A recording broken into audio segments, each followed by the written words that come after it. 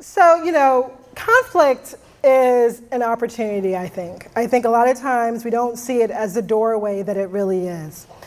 And, it's an opening to deeper understanding. It's an opening to new ideas. And it's the thing that's necessary to be in community.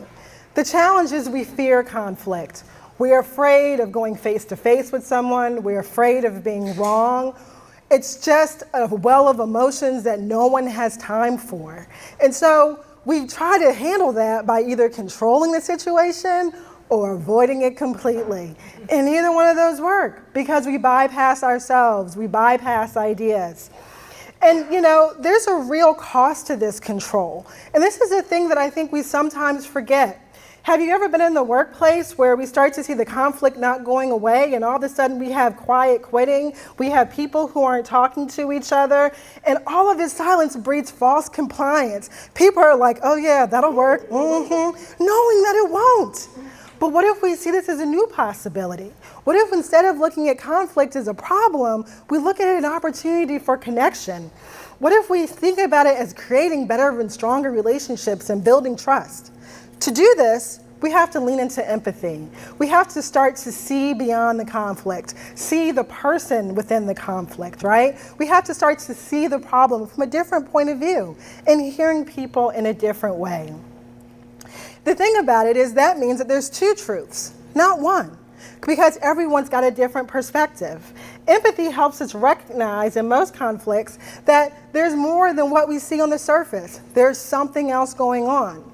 One of my favorite things about NASA is they have developed an entire system to be constructive in conflict and not allow conflict to be distractive. It lets them work better together, right?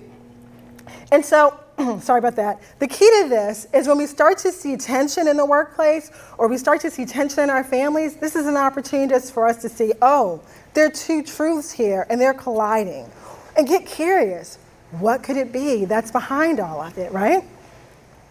And so the thing here is we have to challenge and empower. One of my favorite people is the Zen master, Coach Phil Jackson, who coached the Bulls, right, and the Lakers. He took these folks who had big personalities and made it like major skills and taught them to be together. In this way, they started to work with sort of not having power over, but power with, because they were all on the same team. And that's us, So, what are we going to do? How's this going to work? First things first, you're heading in, you feel the fear, pause. Take a minute, take a breath, take a walk, reflect, what's happening? And then now we have a choice. We have a choice to do something different in this moment. We have a choice to see the things. So we use this framework called lens. So what language are you speaking? What emotions are you feeling? What needs do you have? What story are you telling yourself about this? And then you can apply that exact same thing to the other person that you're in conflict with. And this magically starts to put us with the roots beneath the moment. Like, what's really in the ground soil underneath the conflict? Is it really about this disagreement, or is there something different? Is there a new opportunity here? So here's a trick. We always want this to be a linear process. A, B, C, D. It's not. It's a circular process. We go around and around and around and around. And you know what? Every time you go around, you'll see that you'll find different things. It gives us a chance to, every time we go around, to listen. What did we miss the first time? What could I get right this time? It allows us to hear with more than our ears and to notice the body expressions, right? It allows us to really be present, especially if we can put things aside and get curious. Don't ask why. Terrible question in conflict. Always ask what. What happened?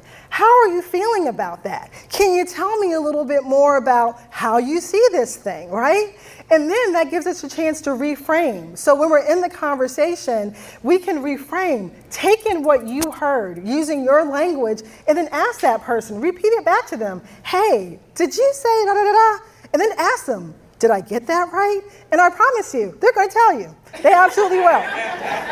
This gives us also a chance that when we're in the workplace or in an organization, we can focus on the shared goals. Remember, you already got the job. We're all in it together. And most of us have a mission-driven organization, right? And when we work together on the same team, now we can start to name and co-create possible solutions.